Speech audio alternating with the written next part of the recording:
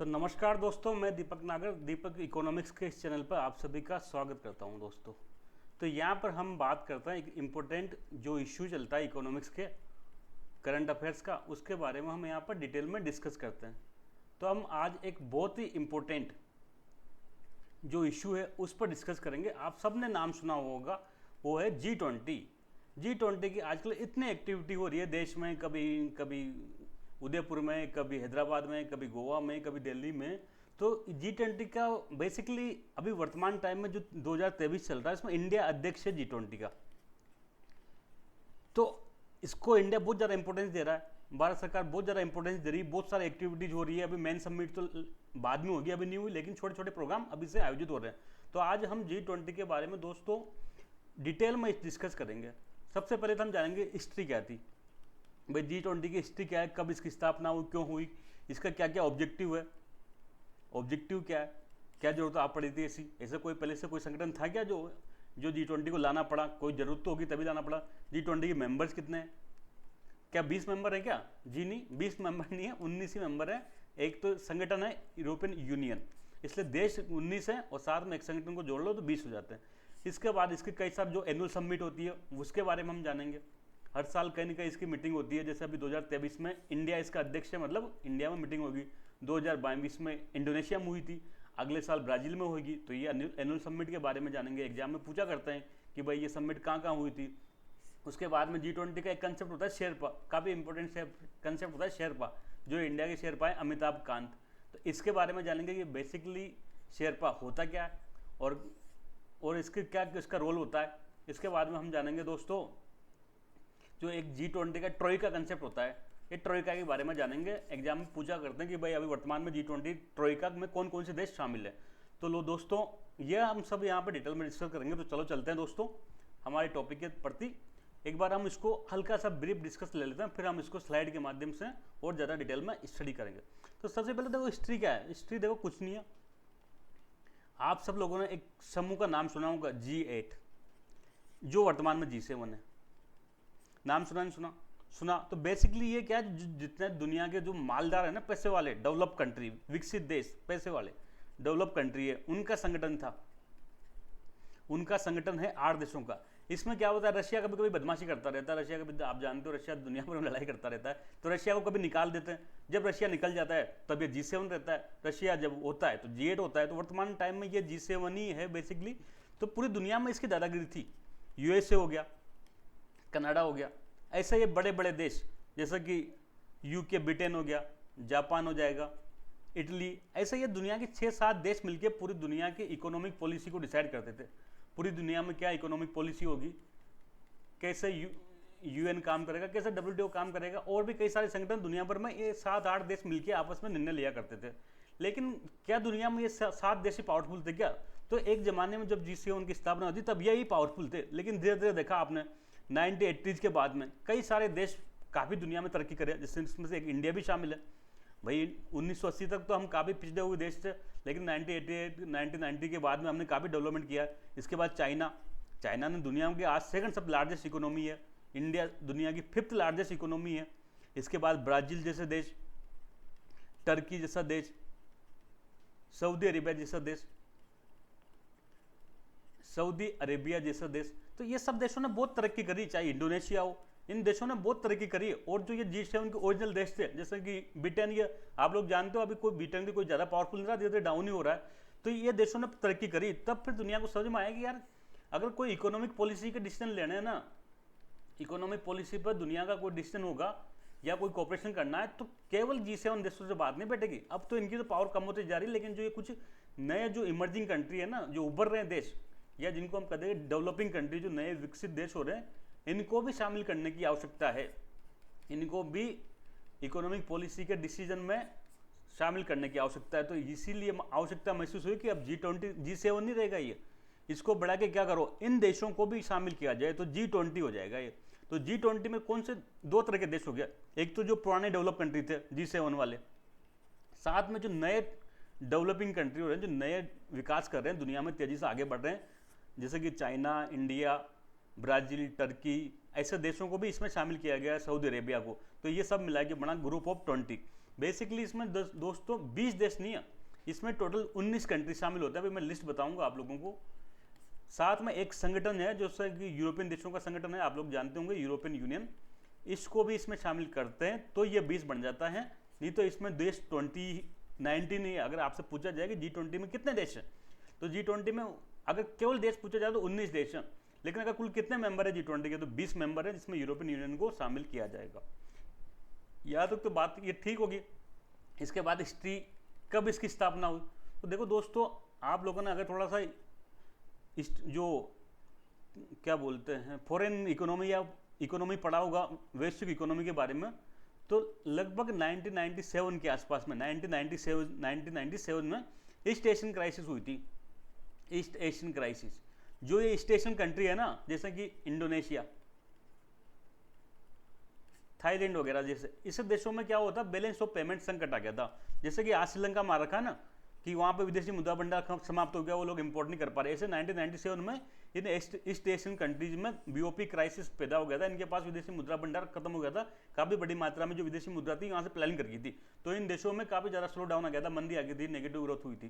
तो ऐसी स्थिति में तब ये निर्णय लिया गया कि भाई अगर मंदी से उबरना है दुनिया में, तो क्या करना पड़ेगा, देशों को आपस में इकोनॉमिक कोऑपरेशन करना पड़ेगा, इकोनॉमिक कोऑपरेशन करना पड़ेगा। और केवल G7 से काम नहीं चलेगा, इसको थोड़ा बड़ा करना पड़ेगा।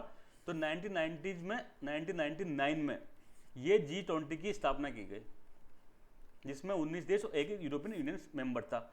लेकिन दोस्तों, जब 1999 में इसकी स्थापना की गई, तब इसमें जो है ना, ये 19 देशों से जाते थे ना, ये सेंट्रल बैंक का गवर्नर, जैसे इंडिया से RBI का गवर्नर प्लस फाइनेंस मिनिस्टर, इन लोगों की मीटिंग होती थी। देश के प्रधानमंत्री वगैरह नहीं जाते थे। कौन कौन जाता था? जब 1990 में जब G20 की स्थापना हुई, तो इसकी जो स्तर था ना, वो फाइनेंस मिनिस्टर और सेंट्रल बैंक के गवर्नर के लेवल गए थे। ये लोग है ना, जो 19 देशों के सेंट्रल बैंक के गवर्नर और फाइनेंस मिनिस्टर मिलेंगे, आपस में हर साल एनुअल मीटिंग करेंगे और फिर कुछ डिसीजन लेंगे। लेकिन जो हेड ऑफ द गवर्नमेंट होता है, वो नहीं जाया करते थे। अब आप जानते हो, जब भारत में जब तक मोदी जी कहीं नहीं जाएंगे, तो अंतिम डिसीजन तो ले नहीं पाएंगे ना। देश का कोई फाइनेंस मिनिस्टर हो, अल्टीमेट पावर डिसीजन लेने की पावर उसके पास नहीं होती है। अल्टीमेट पावर की किसके पास में होती है?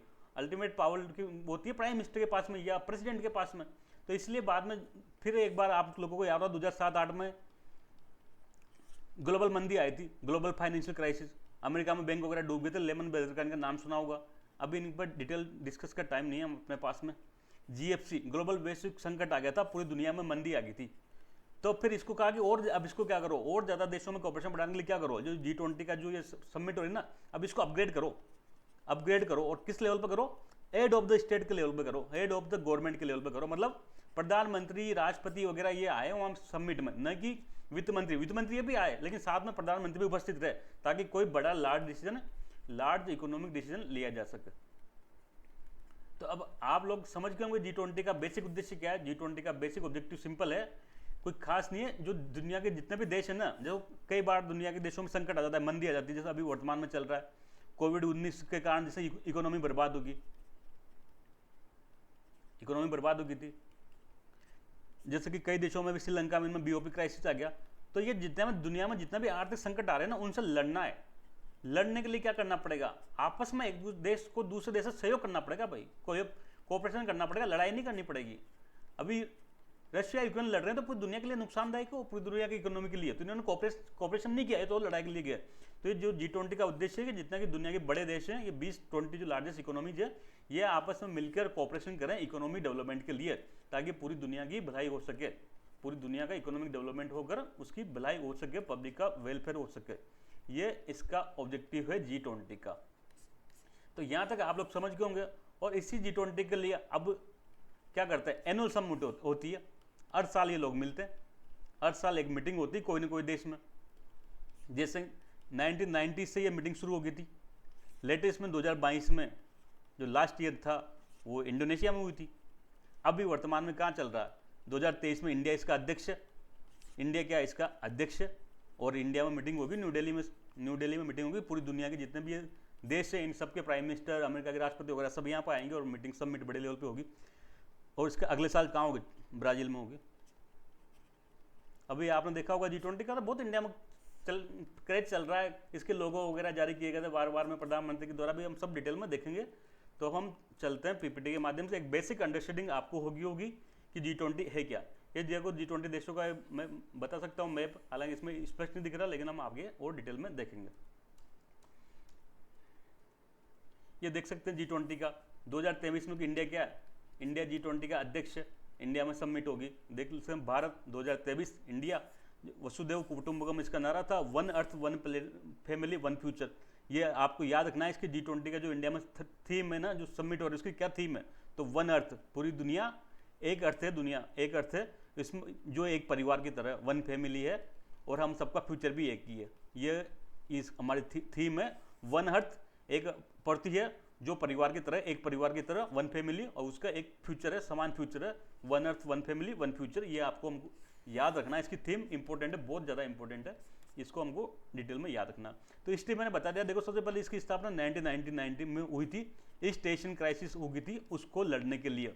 सेटअप पर शुरुआत में किसका एक फोरम था, किसका, सेंट्रल बैंक गवर्नर और फाइनेंस मिनिस्टर का, as a forum of finance minister and central bank governors of 19 major economy, जो 19 मेजर इकोनॉमी थे प्लस यूरोपियन यूनियन, इनने मिलकर बनाया था। लेकिन फाइनेंस मिनिस्टर और जो सेंट्रल बैंक का गवर्नर है, यही लोग इसमें मीटिंग में शामिल होते थे, बाकी जो देश का हेड होता था सरकार का वो शामिल नहीं होता था। लेकिन 2008 में जब ग्लोबल फाइनेंशियल क्राइसिस आई, 2008 में आप सबको पता है वैश्विक वित्तीय संकट आया था, अमेरिका में बैंक डूब गए थे, लेमन ब्रदर वगैरह डूब गए थे, लेमन ब्रदर, तो पूरी दुनिया में मंदी देखी गई थी। तो इसके बाद इसको क्या किया गया, इसको हेड ऑफ द स्टेट के में बदल दिया गया। भाई जो राज्य का सरकार का मुखिया है, जैसे इंडिया में पीएम होता है, अमेरिका में राष्ट्रपति होता है, ऐसे लोग जाएंगे। अब G20 इतना इंपॉर्टेंट क्यों है, तो G20 का इंपॉर्टेंस देखो याद रखना, पूरी दुनिया की जितनी जीडीपी है, पूरी दुनिया की जितनी जीडीपी है, जो अगर समझ को पूरी दुनिया में 100 रुपए का उत्पादन हो रहा है, तो 85% कहाँ हो रहा है, 85% जो जीडीपी है ना वो G20 देशों की है। मतलब पूरी दुनिया का 100 रुपए का अगर प्रोडक्शन होता है तो 85 रुपये का प्रोडक्शन कहाँ हो रहा है, G20 देशों में हो रहा है, इसलिए इंपॉर्टेंट है। इसके अलावा हम देख सकते हैं 75% ऑफ ग्लोबल ट्रेड, पूरी दुनिया में जितना व्यापार है उसका 75% कहाँ हो रहा है, इन G20 देशों के बीच में हो रहा है। साथ में पॉपुलेशन में पूरी दुनिया की 2/3 पॉपुलेशन इन देशों में रहती है, तो इसलिए G20 इंपॉर्टेंट है। क्यों है, क्योंकि 85% यहाँ की जीडीपी है इन देशों की, साथ में 2/3 जो ग्लोबल पॉपुलेशन है वो इन देशों में निवास करती है। 75% जो पूरी दुनिया का व्यापार है उसका यहाँ पे होता है, इसलिए G20 ग्रुप इंपॉर्टेंट है। अगर ये देश सुधर जाएंगे, इन देशों में बड़ा इकोनॉमिक डेवलपमेंट हो जाएगा, तो पूरी दुनिया का इकोनॉमिक डेवलपमेंट होएगा। क्यों, क्योंकि 85% तो जीडीपी यहीं पैदा हो रही है, 2/3 पॉपुलेशन यहाँ है। अगर इन देशों में गरीबी कम होगी तो दुनिया में बड़ी मात्रा में गरीबी कम हो सकती है। तो यहाँ तक ठीक है क्या, ये तो इसमें है ना एडवांस जो पैसे वाले देश हैं वो मैंने बताया G7 वाले तो है ही सही, साथ में जो नए उभर रहे हैं देश, इमर्जिंग कंट्री, उसको भी शामिल है। तो एडवांस एंड इमर्जिंग जो इकोनॉमी है उसका ग्रुप है, ताकि वो इकोनॉमी के मामलों पर कोऑपरेशन कर सके। ये बेसिकली कोई पॉलिटिकल ऑर्गेनाइजेशन नहीं है, पॉलिटिकल ऑर्गेनाइजेशन यूएन है, ये एक इकोनॉमिक ऑर्गेनाइजेशन है जो इकोनॉमी के मामलों में कोऑपरेट करता है, आर्थिक मामलों में सहयोग करता है। यहाँ पर राजनीतिक मामलों पर चर्चा नहीं हो सकती, न होती है। अब इसके मेंबर देखो, मेंबर इसका है ना, आप लोगों को याद रखना पड़ेगा, कई एग्जाम में इसका पूछा जाता है। तो जितने भी दुनिया के बड़े बड़े देश आते हैं ना इकोनॉमी, वो आपको याद करो, जैसे इंडिया हो गया, चाइना हो गया, ये मैं पहले एशियन कंट्री की बात कर रहा हूँ, तो एशिया से इंडिया हो गया, चाइना हो गया, जापान तो है से, साउथ कोरिया, इंडोनेशिया, ये 5 सबसे बड़ी देश है, 5 पावरफुल इकोनॉमी है एशिया से, India, China, Japan, south Korea और इंडोनेशिया।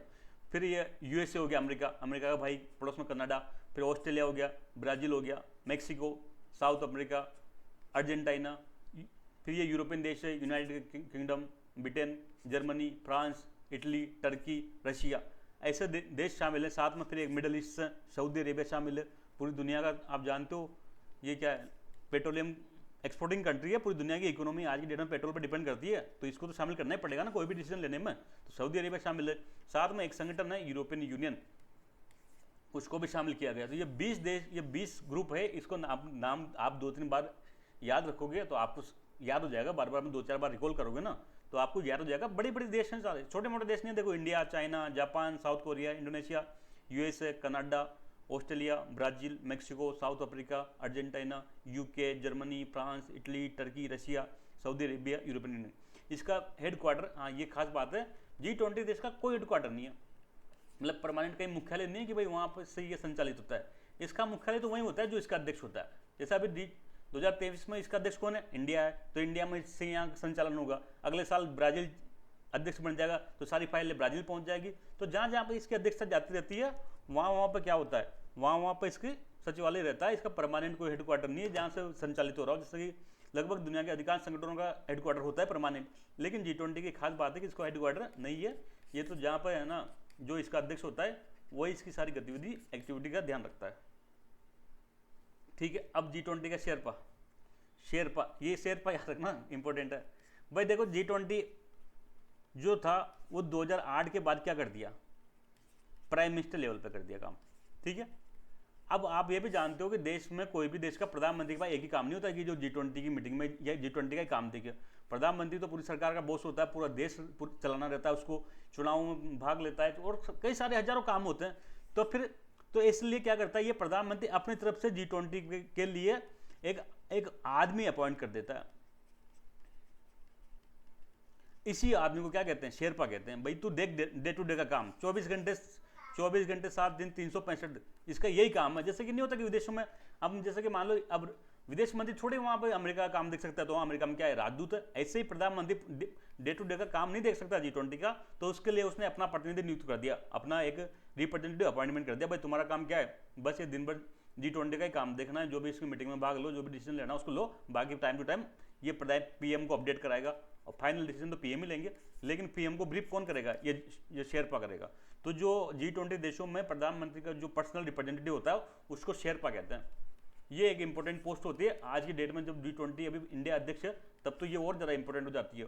और जो नीति आयोग के पहले आप लोगों को पता होगा CEO होते हैं अमिताभ कांत, ये अमिताभ कांत वर्तमान में कौन है, G20 के शेरपा हैं इंडिया की तरफ से। हर देश का शेरपा होगा, चाइना का होगा, इटली का होगा, जर्मनी का होगा, हर देश का अपना शेरपा होता है। तो इंडिया का शेरपा कौन है, इंडिया का शेरपा अमिताभ कांत है। ये नाम याद होना चाहिए आपको, अमिताभ कांत जी का। पूछ सकते हैं कि G20 में वर्तमान में इंडिया का शेरपा कौन है, तो अमिताभ कांत है।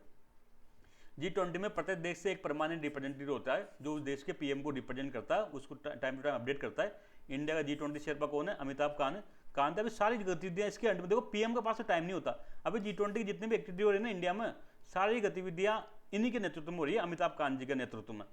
सारा सब कुछ जो इनके देखरेख में संचालन हो रहा है इसका G20 का इंडिया में। ठीक है, इसके बाद G20 ट्रोइका। देखो G20 ट्रोइका कुछ भी नहीं होता।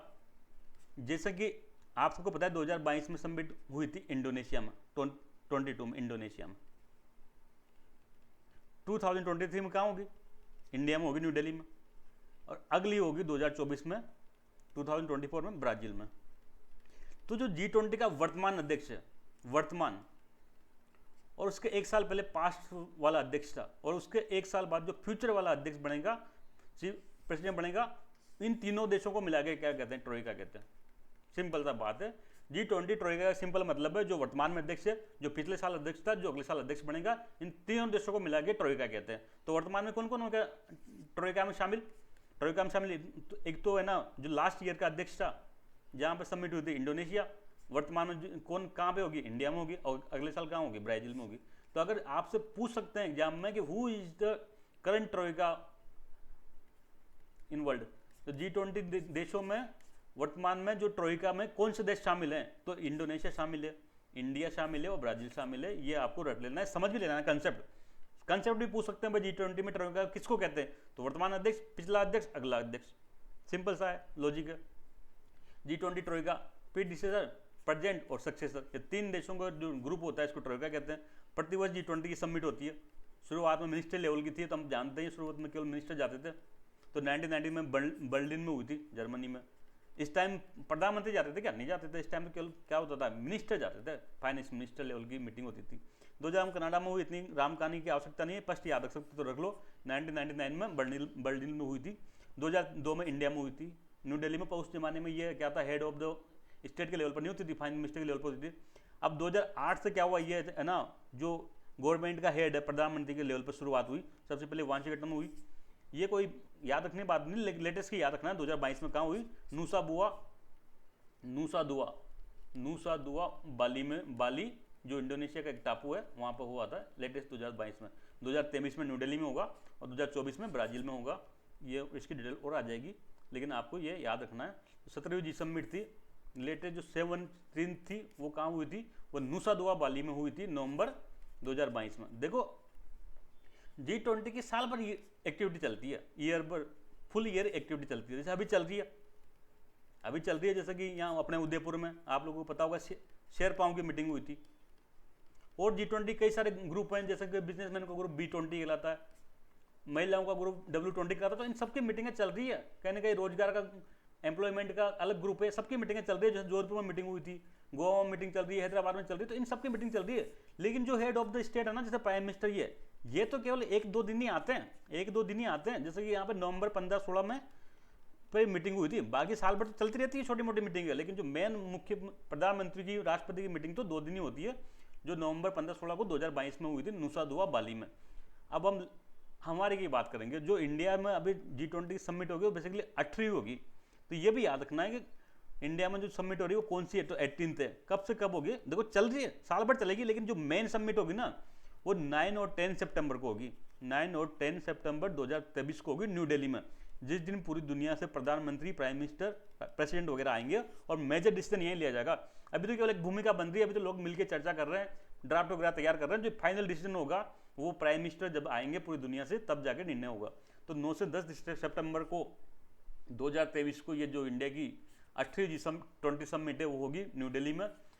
1 दिसंबर 2022 से क्या भारत का अध्यक्ष है, 4 से 7 दिसंबर 2022 को शेरपा मीटिंग हुई थी उदयपुर में, आप सबको पता है। इसे दिसंबर 2022 में यहाँ की शेरपा भी कई सारी मीटिंग चल रही है, वो कोई खास बात नहीं है। पीएम मोदी ने, आपको पता है, G20 का लोगो लॉन्च किया था।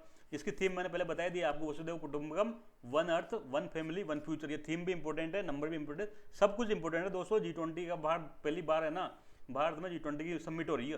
फर्स्ट टाइम भारत में G20 की समिट हो रही है। कौन सी, जो हेड ऑफ द स्टेट वाली, फाइनेंस मिनिस्टर वाली नहीं, हेड ऑफ द स्टेट वाली। इसलिए इंडिया के लिए बहुत बड़ी बात है और इंडिया इसको इंपॉर्टेंस भी दे रहा है। आप लोग देखो सब जगह G20 हो रखा है, हर शहरों में मीटिंगें हो रही है। कई देशों से माहौल बना हुआ है जुलूस जैसा, जश्न टाइप का। देश के प्राइम मिनिस्टर, बाकी सब लोग भी बहुत इंटरेस्ट ले रहे हैं इसमें। तो इसलिए ये इंपॉर्टेंट है। दुनिया की अगर कोई भी एग्जाम होगा तो G20 से क्वेश्चन ना पूछा जाए इस साल, ऐसा संभव नहीं लगता मुझे। इसलिए आप इसको अच्छे से तैयार करें। मैंने आपने तरफ से जितना संभव था उतना डिटेल में बता दिया। उसके बाद भी आप इस पर नज़र बनाए रखें। जब इसकी है ना जो हेड ऑफ द स्टेट की जब सबमिट होगी सितंबर में, तब इसमें कई सारे डिसीजन लिए जाएंगे। वो डिसीजन को भी हमको ध्यान रखना है, क्या क्या निर्णय होते हैं, कुछ क्या क्या निर्णय होते हैं, डिजिटल इंफ्रास्ट्रक्चर पे क्या होता है, रोजगार पे क्या होता है, मल्टीलेटरल जो डेवलपमेंट इंस्टीट्यूशन है उन पे क्या डिसीजन होता है। सब डिसीजन को हमको ध्यान रखना है और क्या करना है, यहाँ पे अपने नोट्सों में इसको अपडेट कर लेना है। तो दोस्तों अभी के लिए इतना ही, जल्द मिलेंगे नेक्स्ट लेक्चर में। थैंक यू, जय हिंद।